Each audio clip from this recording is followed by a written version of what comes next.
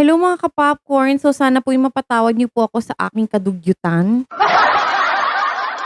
Dahil po ako'y galing sa paglalaba at paglilinis ng bahay since it's weekend and eto nga ay gagawin ko muna ng review. Hindi man review no, parang feedback lang to dun sa game kanina ng CCS at saka ng Alas Pilipinas dahil nanood tayo no while washing the clothes. Kanina ay medyo kinabahan ako ng slight dahil nakakuha na ng isang set ang Galleries High Risers. At aminin natin na medyo kinabahan dito ang CCS dahil nung time na medyo crucial na yung game, yung pa-set point na dito sa game 3, eh hindi na halos makangiti si Pons kahit na naka-solid block siya, ay parang hindi siya masyadong nag-rejoice.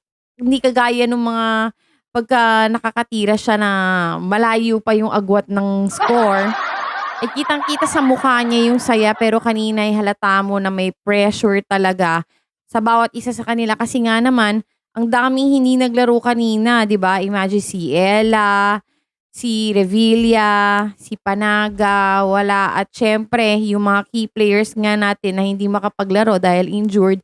Itong si Eliza at itong si Tots at syempre si Gemma na din na kasalukuyan nga naglalaro dito sa CV League no, na ginanap din kanina yung isang game against Thailand.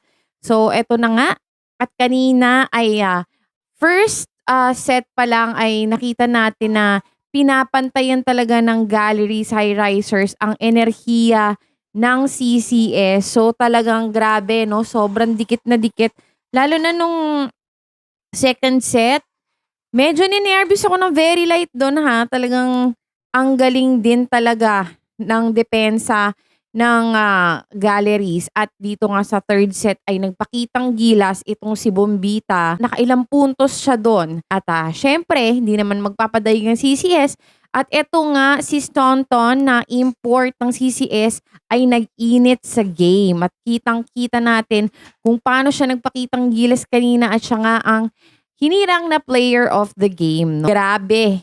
Talagang ibang klase pala 'to mag-init sa laro 'no. Sobra yung binigay niya kanina. Ang daming hindi nakapaglaro na mga kailangan dun sa game pero nakayanan ng CCS 'no. Ang dami lang talaga nilang mga errors slightly 'no, pero hindi naman kasi maiiwasan talaga yun. Pero ang importante dun ay naipanalo pa rin ang aking favorite team. So anyway, kanina mas nag-alala pa ako, no, dun sa laban ng Galleries against CCS kesa dun sa laban ng Cherry against CCS. Hindi ko alam kung bakit kasi siguro sobrang dikit na dikit kasi talaga yung score nila. As in talagang lumalaban talaga. Meron pa dun very long rally nung magsi-set point na. Grabe ano yon yung game 3 siya na ano na magsi-set point talagang ang tagal nung rally na yon at talagang nakakatakot, nakakanerbiyos. Kung mas lalo pang nakakanerbiyos dahil nakakuha ng isang set itong Galleries at syempre medyo nakakahiya naman yun kung makakadalawang beses, di ba?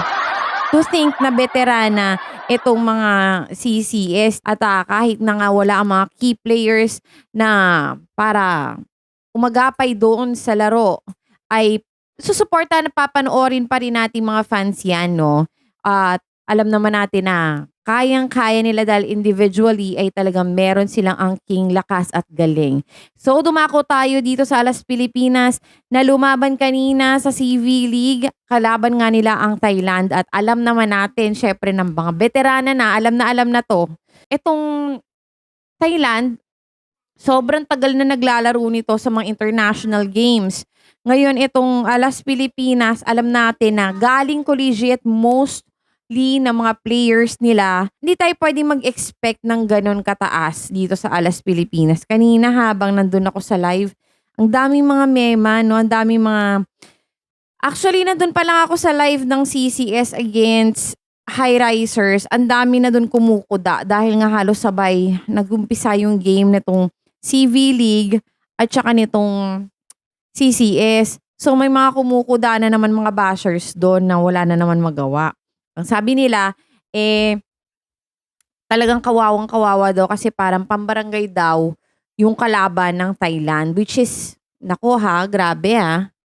Grabe yung suporta niyo sa Pilipinas, ha, grabe yung suporta niyo sa mga Pilipino, ha. Hindi talaga maka-love your own ang mga Pilipino 'no, talagang kahit na kababayan nila, talagang hindi nila susuportahan. Kanina sabi ng mga bashers na parang pang-elementary daw yung ano, yung Alas Pilipinas, yung laro ng Alas Pilipinas pang-elementary daw. Yung ba naman sinasabi parang barangay, barangay ano, Thailand versus barangay, Thailand versus elementary. Yung mga ganyan, yung mga banat ng mga bashers dun. So, nakakapundi lang, 'di ba? Kasi siyempre, putya, hindi ka man lang ba susuporta sa mga kababayan mo? Alam naman natin na nung unang-unang salang pa lang ng Alas Pilipinas, talagang very promising na dahil nga ito ay nakakuha ng ilang games against dun sa mga katunggali. Nanalo ang ating team against other countries. So, meron talaga masasabing mailalaban itong Pilipinas. Siguro talagang kailangan ng talaga na mag-gel itong team na ito. And to think na itong coach kasi din ang may problema. Itong si De Brito, hindi mo alam kung anong gustong gawin sa team, no?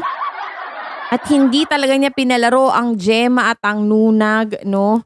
Hindi ko alam kung ano ba yung saltik na meron 'tong si De Brito at hindi ko alam kung bakit siya pa rin yung coach ng Philippine team. Hindi ko alam kung bakit binibigyan pa rin siya ng chance. Nakakabuwisit. Malaki sana maaambag nito ni Gemma at saka ni Nunag, eh. Ewan ko kung anong klaseng sapi meron 'to si De Brito.